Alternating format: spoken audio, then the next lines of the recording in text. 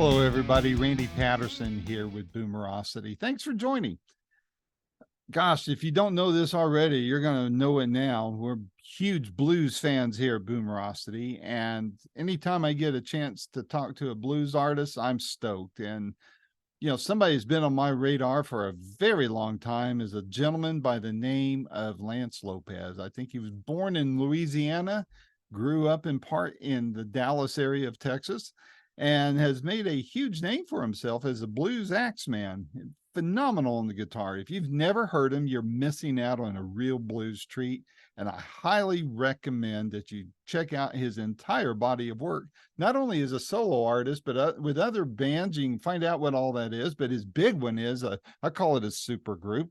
It's the Supersonic Blues Machine. And all sorts of huge names have been associated with this group. But Lance has been in it from the get-go, and it's a fun project to listen to if you haven't heard it already. A couple albums out through that group. But Lance has got a new album called Trouble is Good, and there's a phenomenal story behind it. But we talk about that album, but we also talk about some other people too, like Paul Nelson and Johnny Winter. Paul was Johnny's right-hand man and wingman on guitar. And of course, Edgar Winter and others. And we just had a blast talking about just different ones in the blues community. And it was all good, no gossip as far as anything bad. So just listen and about a blues artist and a blues fan talking about other blues artists.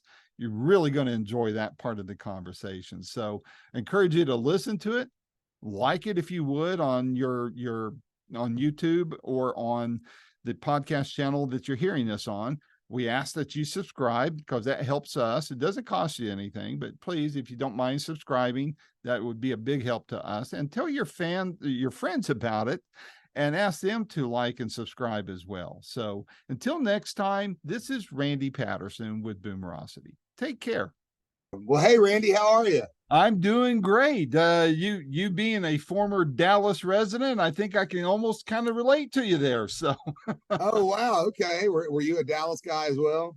yeah, for a while. I lived there for about 20 years. I was in Irving and then up in Saxe and then over in McKinney before I moved here to East Tennessee. Wow. And you're in Well, Nashville now, right? I am. I've been here about 5 years now. How you liking it? I love it. I love that the community here and all the artists here and the musicians and just the whole vibe of Nashville has just had me in a different place artistically and creatively. And then living here during COVID was interesting. So Yeah. it's been amazing though. It's been great. It's been a great transition and a great place to be for sure. I was there for 9 months until the shutdown happened, and then I was working for a company there in downtown, and then Right. I kicked back over here to East Tennessee. But I love it there. In fact, I was just there 3 or 4 weeks ago for a Bruce Cockburn concert over at the CMA Theater at the Country Music Hall of Fame, and that's the first time Nice. I'd ever been in there in that theater. And man, what a great little venue that is. So That's amazing. That's yeah. So amazing. what area of Nashville do you live in without betraying exactly where you live? What area do you live in? I'm East Nashville area, like around Donaldson and East Nashville, kind of Gotcha. Yep. east of town. So yeah, man, I love it out here. I mean, I love living here. I've lived kind of different parts of the city, and it's been amazing. It's been great. Yeah. A lot of changes. That every time I go there, it's like 2 or 3 months, and it's like the skyline changes all over again. It does. Crazy. It has been. Yeah, it has been. It's been. It's growing, ever growing, and just continuously building. And it's pretty cool to see. Just since I've lived here, how much it's grown and everything. It's been amazing. So before we get down to business about your new album and touring and all that, I got to ask you: are you finally back into a normality since this whole COVID thing happened? Or you got back into the old groove again, or? Yeah, I mean, we're getting there. I think that, launching this record and releasing this album and getting it back out on the road, consistently definitely is the mark of us getting, back out there. We've kind of had our toe in the water, the last year and a half or so, getting back out and playing, regional dates and local gigs and stuff. And so it's been really good to get back out and play, Mhm. especially after that long period of not playing. And so, but now with this material and the new record and everything, it feels great to get back out and play live again and kind of get back on a consistent schedule and just connecting with my guitar and hopefully everyone will enjoy. Yep, yep. Well, have you noticed any changes in the crowds, in the venues, how things are, how load in, load out is, anything like that? No, I mean, not really. No, not at least in the places that I've played. Not in recent times, so it's just, like I say, it's been good to see everything come back and be back and the world come back to live music. Yep. It's been a great thing.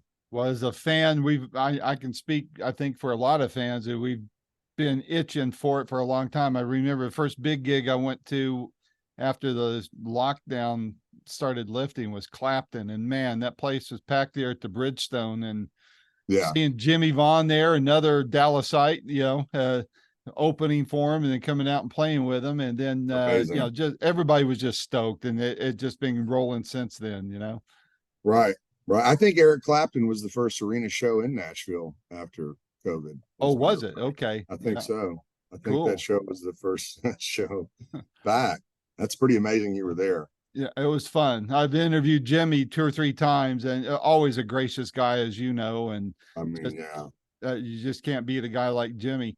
One other two, well, you've played with a lot of people I've interviewed, but 2 people that came to mind I made notes of. They're just really special to me are Paul Nelson, and then of course, he was with Johnny Winter.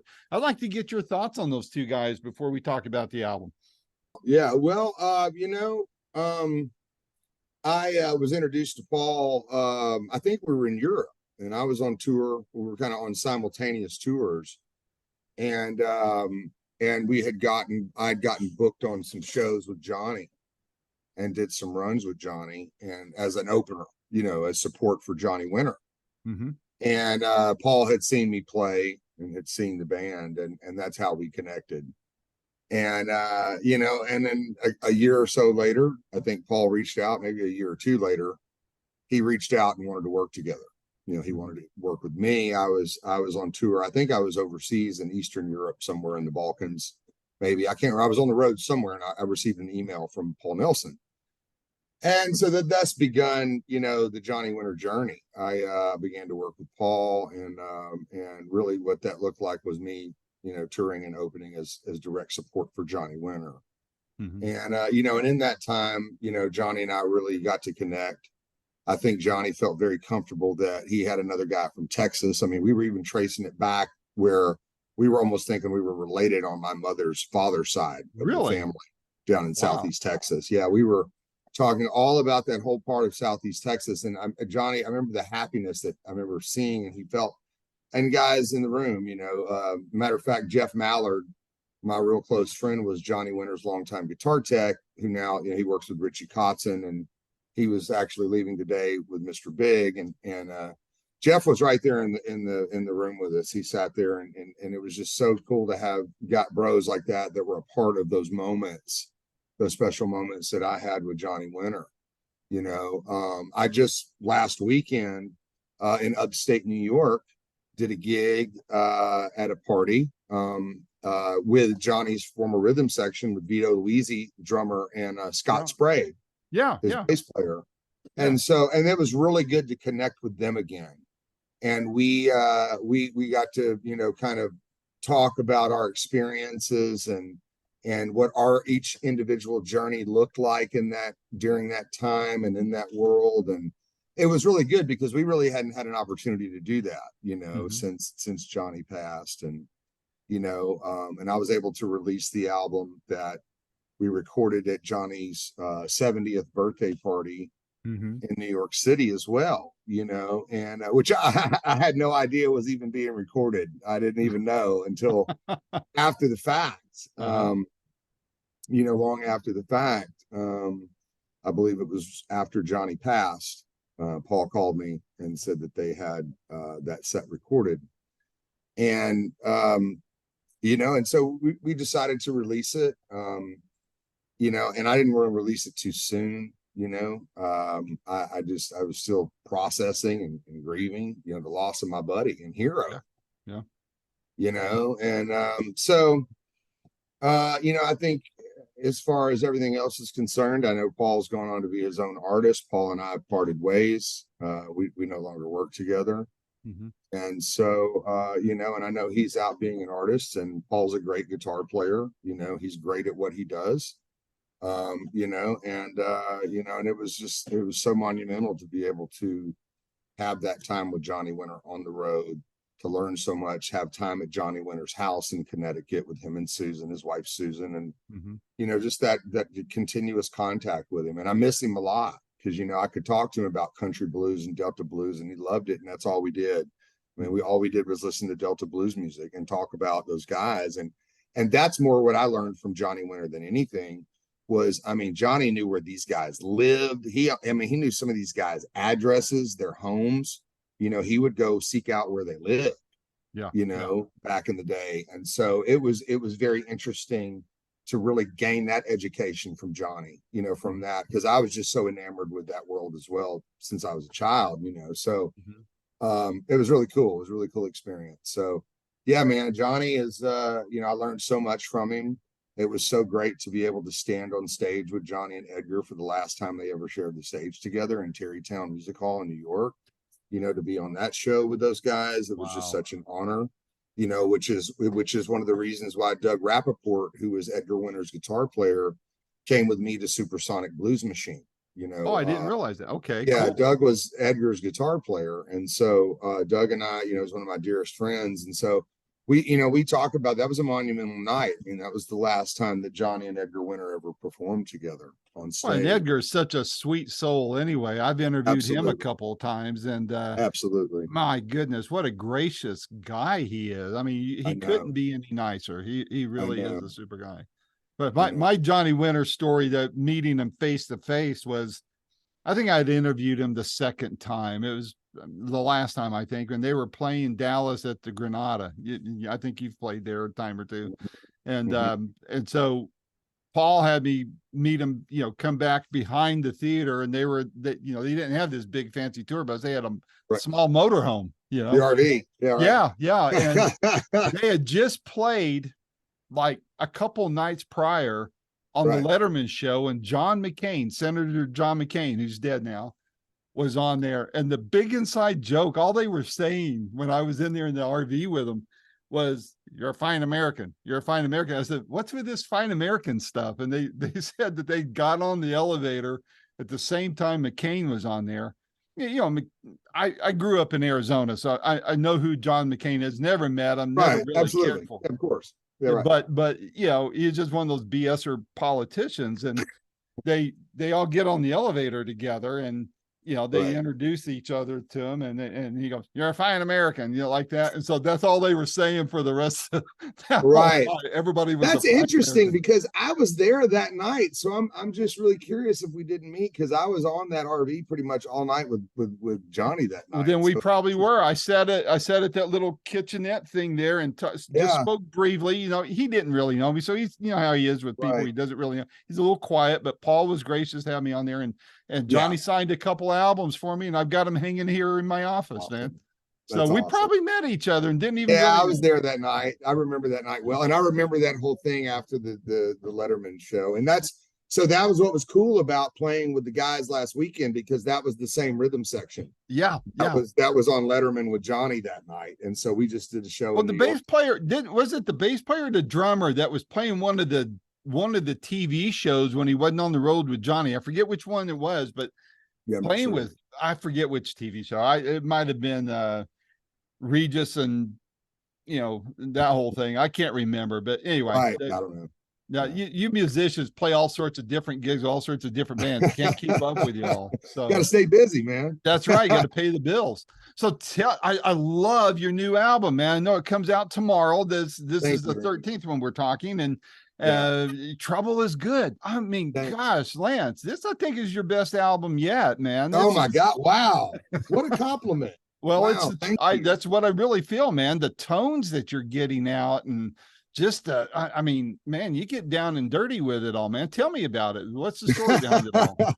Well, wow. Well, what a compliment. I mean, wow. I'm still trying to process that enormous compliment you just gave me just now. That was incredible. Well, thank you so, because it's very near and dear to my heart because we worked very, very hard on it. And during a time where, what did they call it? The uncertain times, right? Didn't they call it that? Yep, So yep. we worked very, very hard during those times on this body of work. And it sort of began after I landed in Nashville and I took a giant break to refocus on my wellness and Mm-hmm. my health, and took a break from the road. And then it was time to go back on the road. And I was feeling Nashville, living in Nashville, enjoying it, starting to learn the city and learn the vibe. And then it began to be time to go back to work. So Joey Sykes and I had been co-writing some songs together back, 10 years ago during, I was making my last solo record, Tell the Truth. And then also I was in a band out there in LA, Supersonic Blues Machine, Yep. with a collective of artists. Right. And so Joey had Super been group is what I would writing. call it. Exactly. Right. Yeah. Well, and so I was in that band and Joey was writing songs for it and writing some material for it. And so, after I'd gotten to Nashville, Joey also would come to Nashville and wrote a lot of songs here and would write here and came here and wrote some great music here back in the day. So he had a deep connection to Nashville already. So he was very excited. I had come here, reached out and said, we need to do this record. We had already had songs left over from the last album that we wanted to work on and continue Mm-hmm. working on.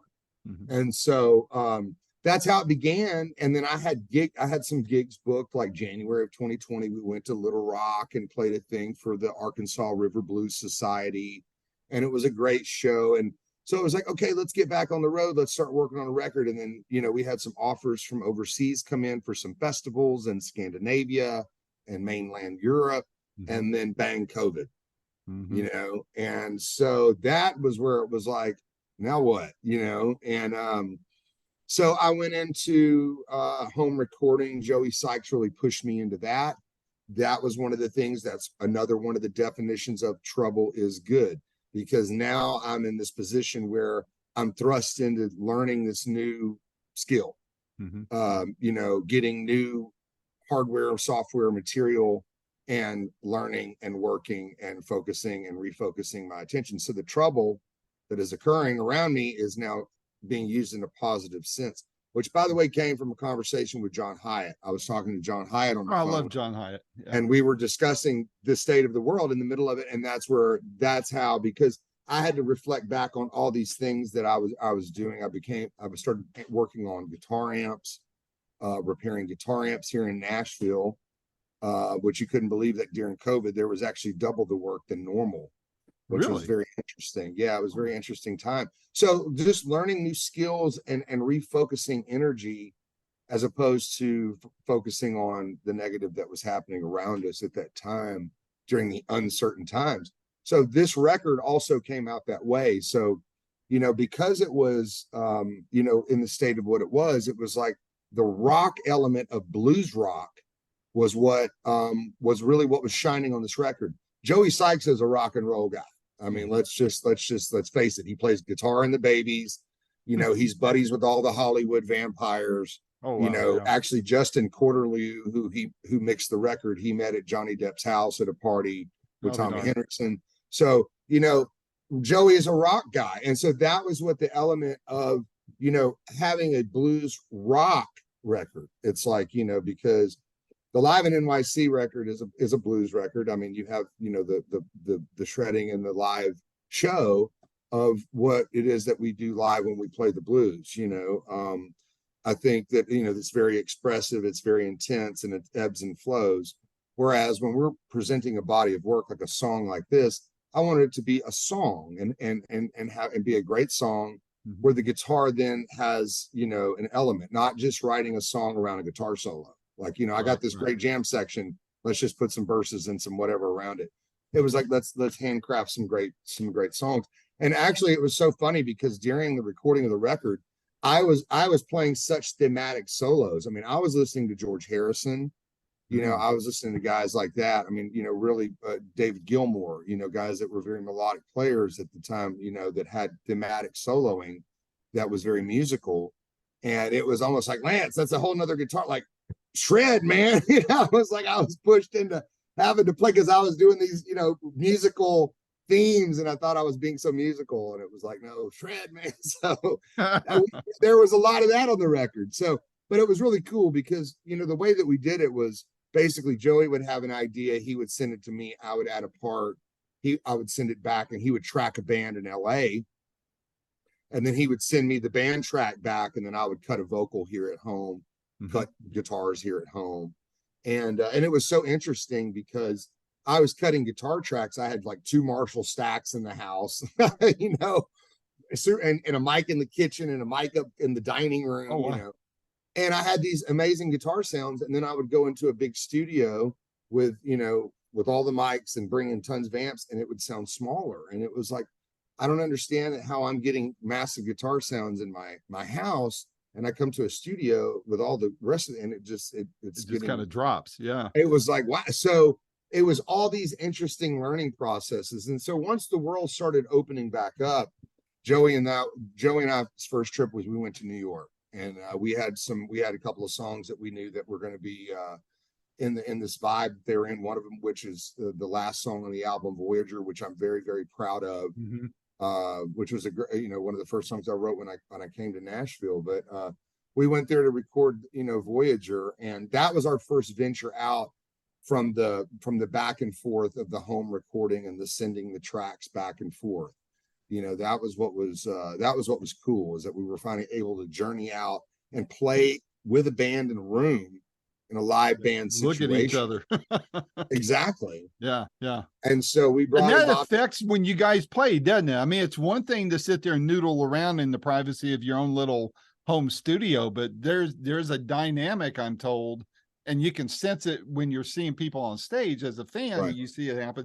I mean, there's just something that happens when you guys are able to sit there and look at each other and feel off of each other, right? Absolutely. It's the vibe. It's a vibe thing. This music is so vibey and organic. It's a vibe thing. And it's, you know, being in the same room, and everybody plays different. I especially play different, especially if I'm soloing. You know, so, and I think the band, it pushes itself. So we tried to capture as much of that as we could on the record. And you know, and then we had great sessions here in Nashville. Joey had great ones in LA. So the record was recorded between New York, LA, and Nashville. And man, and you know, it was just like, I mean, putting it all together, flying all the tracks in and doing everything at home at 2 different houses here in Nashville. You know, and just learning all different techniques on my own, and getting stuff that was happening, and then great engineers coming in at the end to mix. It was pretty incredible. So it definitely features more of the rock side of the blues rock. I think that's why it resonated with me. I mean, I love the blues anyway, but man, when you get into that, you know, just that dirty, gritty blues rock or rock blues, whichever you want to put first, I mean, that's what reaches out and grabs me, you know, much like how Clapton did and all those, you know, just everybody, you know, just you got in that same kind of groove to where you just, but you know, sounds old, but it's brand new stuff. And that's what I love about it. So were there any surprises as you were working on the album that's like, holy crap, you know, this is something, you know?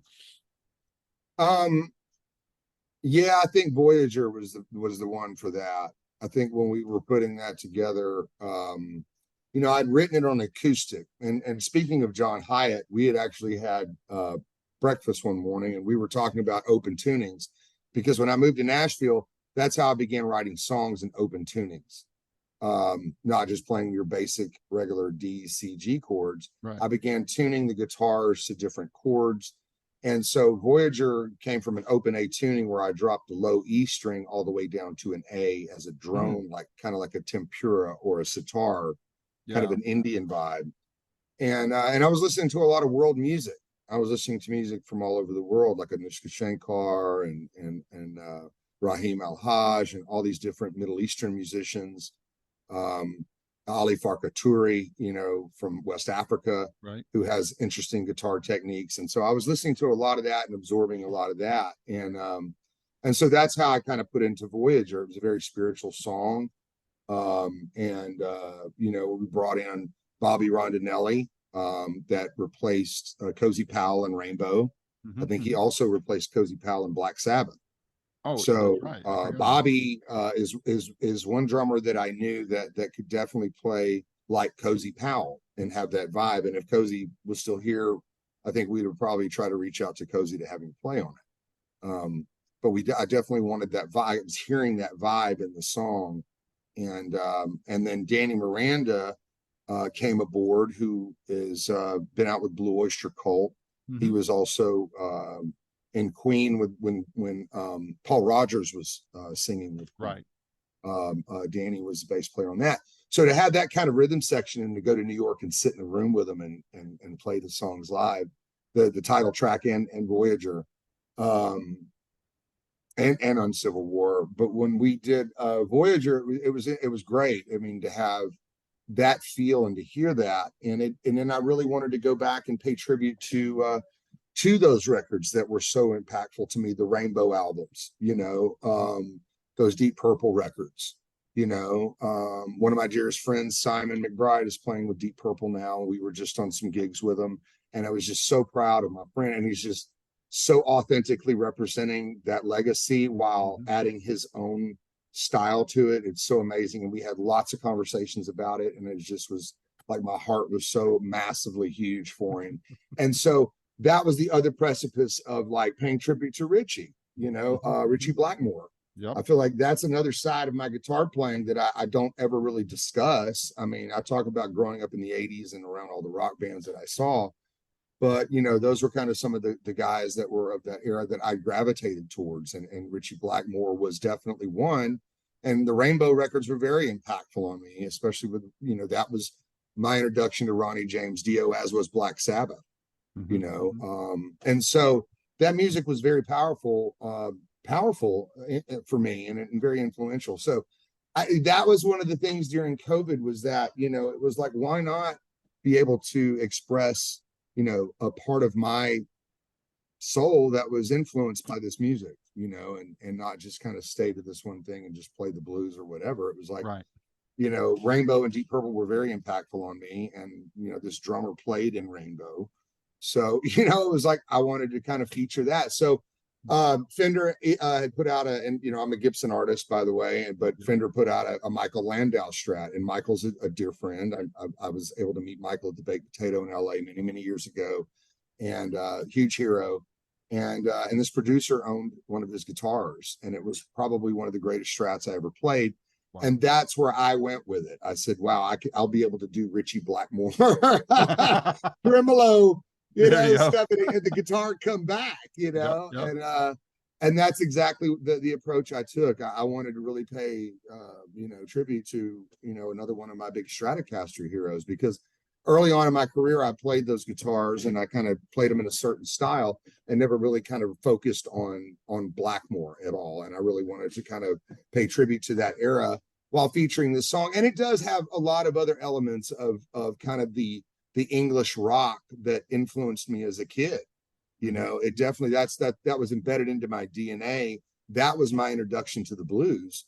And then I just happened to live in Texas around you know, all the real guy, you know, all the real, he's like, oh, I'm right here in it. Oh, wow. You know, so that's kind of what happened to me as a kid. So it was like, but that it's still embedded into my DNA. And I thought that, you know, making a record during the pandemic would be a great way to express the rock side of the blues rock part of me. I do think there's something in the water in Texas. I mean, you guys, you know, Johnny, the Vaughn brothers. By the way, I was at Stevie Ray's funeral. Long before I started this website and this work I'm doing, but what, and then seeing ZZ Top there, and of course, Jimmy and the family and all that. But yeah, I mean, everybody in Dallas, as you know, just kind of embraces all of that. But so I have a feeling I know what your answer to this next question is going to be, and it's I ask artists instead of what's their favorite song, because it's like asking who their favorite child is. What song would you point to on this album as a calling card for the whole rest of the album? It's like, if you hear this, you're absolutely going to love the rest of the record. Yeah, Randy, that is like who's your favorite child? So Well, so I tried to get um, away from it, but hey, right. Well, I mean, I feel like it is a journey. I feel like the opening track really kind of spells out a lot of what's happening on the yep. record, and the elements of that. I mean, but it always is the title track that really describes the era, Yep. and I think that's one thing to me that, we all persevere. And so if I could point anybody in any direction, I mean, we have these great songs that are our singles. And Jam With Me is definitely is an era-based song around COVID and how we came out of it and what we did when we can get back together again and make this record. That's really what it's about. However, the title track is really using kind of the Southern culture of the blues, and then mixing it with a riff rock element, with again with that rhythm section that we were talking about in New York, and talking about the era of what we were all going through and what we all made it through, those of us that were lucky enough to make it, right, through COVID. So that's kind of what it really is about. It's a calling card of the blues that we all felt, and we all persevered through, right, to make it to here. And then it was good. Like we're all better because of it, yep. So that's what Trouble Is Good is all about. So if anything, that would be the way to go. Cool. Well, I know the album, as we're talking, the album hasn't officially dropped yet. That does that tomorrow. But Right. I gave you my feedback on the album. What else are you hearing from people who've had the privilege of hearing it in advance? What's the feedback you're getting there? We're getting some great reviews. I was very shocked. I mean, and it means so much to my heart, man, to really to hear that feedback, considering what all we went through while we were making it, like we're talking about. I mean, it's difficult enough in the normal world, as an independent artist or as an artist in the 2020s to make an album, or to go on the road or do whatever you're going to do. So without a pandemic, without a COVID-19. So then you put that on top of that, and it just turns into even more of that journey of such an odyssey, period. It's just the odyssey. So, the bottom line is that, to hear that feedback is just so great, man. We've gotten some great reviews from Japan, from the UK, and guys are loving the record. And it was like you just said, I mean, I was freely able to, express a side of me that I think that I haven't recently in a direct way, in a direct way. Like, this is, where I come from when I play this kind of music. Right. So I think that and I think that honest approach I think that's heard and felt, hopefully. And I heard you say it. So that's one of the most adulating things I can hear, man. It just kind of really just gratifies my work and all the struggles we went through to make it happen. Sure. Are you going to be touring in support of the album? I know that's a dumb question, but I got to ask. we are. And the tour dates are at lancelopez.net. Okay. Under tour dates. We have a Bands in Town calendar there that's getting updated pretty much daily. September, October, we have some sparse dates. We're doing some local stuff in town. Nashville, we're playing July 21st at the Underdog in East Nashville, which we're going to have Doug Doppler and Larry Mitchell there. So it's going to be a guitar-a-thon night, massive, big guitar jam. And then we have some other dates in August coming up. We are also planning an event for August for the Gibson Garage for the official album release. I just want to kind of throw that out there. Cool. So we have a plan in the works. We're working with Gibson guitars. I've been a Gibson artist now, again, for the last 10 years. And they're headquartered right there in your backyard. and they're here. And so we're planning an event. They've been so supportive. I love their team. They have a great team here now, and we're working on some great things. So be on the lookout for that. And we have all that posted on our socials. Facebook at Lance Lopez Band, Instagram is Lance Lopez Guitarist.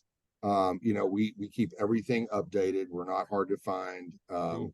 So, and lancelopez.net for the website for the tour dates and the tickets. Okay, a couple more questions, but I want to say I'm going to go and look at that, and then if you're anywhere where I can get to you pretty quickly, I get to Nashville as much as I can, but I'm not sure if I'm going to be able to make it when you have those dates. But I definitely want to catch you and maybe get backstage, shake your hand for a change instead of this video stuff, Right. So, That'd be great. That'd be great. I'm not a native Texan. You're not either, but we can say, hey, we were Texans at one time and shake hands. I was an right? adopted Texan. Yeah. There you go. So what else besides the tour is on your radar for, say, the next 12 months or so? Well, I'm working with another Southern rock band, which is kind of an offshoot of the old Southern hard rock band Blackfoot. I've been working with Greg T. Walker, who was the original bassist in that band. He was also an original member of Skinner in the early 70s.